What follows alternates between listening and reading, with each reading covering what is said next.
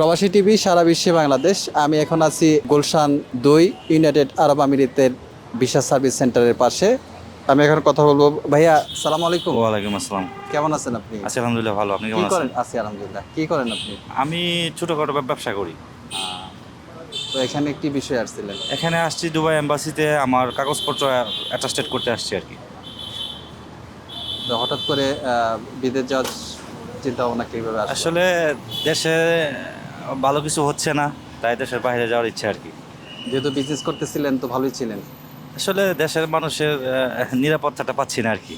Secure life করার জন্য, life stable করার জন্য যাওয়া হচ্ছে আর কি। আচ্ছা, সিকিউরিটি লাইফ বলতে আপনি কি বোঝাতে চাচ্ছেন? উন্নত জীবন ব্যবস্থা বা নিরাপত্তা, এই আর কি। দুবাইতে গেলে যে আপনি যে চিন্তা ভাবনা করছেন ওই দুবাইতে গেলে যে পাবেন এর তো কোনো গ্যারান্টি নেই, না, তাই তা না? ঠিক আছে, তবে চেষ্টা করলে তো হবে ইনশাল্লাহ, আশা করি। তো অনেকে তো ইউরোপ কান্ট্রিতে যাওয়ার চিন্তা ভাবনা করতেছে, আপনি দুবাই কেন চিন্তা ভাবনা করলেন? আসলে দুবাই থেকে ইউরোপে দ্বারা প্রবেশ পথ বলা হয় আর কি। ইউরোপ থেকে, দুবাই থেকে ইউরোপে যাওয়া যায় সহজে আর কি, একটু একটু চেষ্টা করলে বা একটু ট্রাই করলে যাওয়া যায়। এবং আমার বিভিন্ন ফ্রেন্ড সার্কেল আছে, তারাও চেষ্টা করে ঢুকছে আর কি, এই জন্যই যাওয়া আর কি মূলত। দুবাইতে কিছু না করতে পারলেও ইন ফিউচারে যেন যেতে পারি আর কি। তো এখন কি বিষয়ে যাচ্ছেন আপনি? এখন যাচ্ছি যেহেতু আমার বাংলাদেশে অনার্স মাস্টার্স কমপ্লিট করাটা হাই প্রফেশন ভিসা যাচ্ছে আর কি। এমনিতে তো ভিজিট ভিসা বন্ধ, তারপরে লেবার ভিসাও বন্ধ। তো হাই প্রফেশনই যাবো আর কি। হাই প্রফেশনে ভিসা গেলে তো আপনার কাগজপত্র লাগে, অ্যাটাস্টেড করতে হয়, এই জন্য অ্যাটাস্টেড করতে আসছে আর কি। তো ওইখানে যে আপনার এখন পরিকল্পনা কি?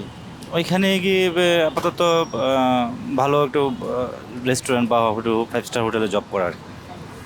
এই আর কি। ওখানে আপনাকে সহযোগিতা করার কেউ আছে?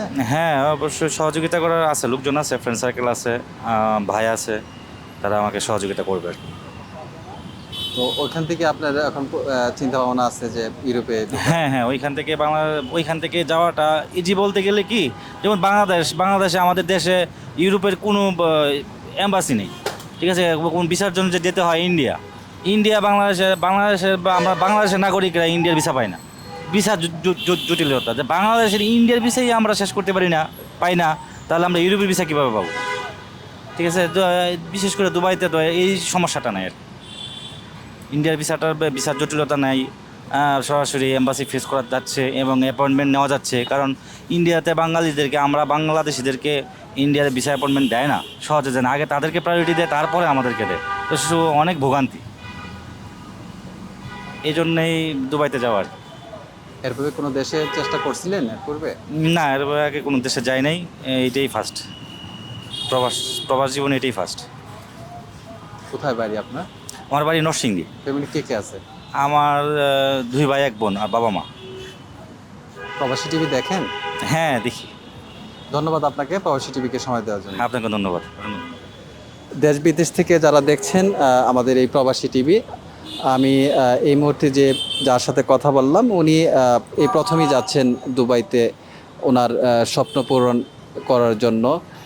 মূলত ওনার যে পরিকল্পনা যে উনি ইউরোপে যাবে, তো ওনার দুবাইতে যাওয়ার মাধ্যমটি হচ্ছে ওইখানে থেকে পরে চেষ্টা করবে উনি দুবাইতে থেকে ইউরোপে যাওয়ার জন্য বৈধভাবে। তো আমরা প্রবাসী টিভির পক্ষ থেকে ওনাকে অভিনন্দন জানাচ্ছি। মোহাম্মদ মজিদ ইসলাম হীরা, প্রবাসী টিভি, গুলশান 2।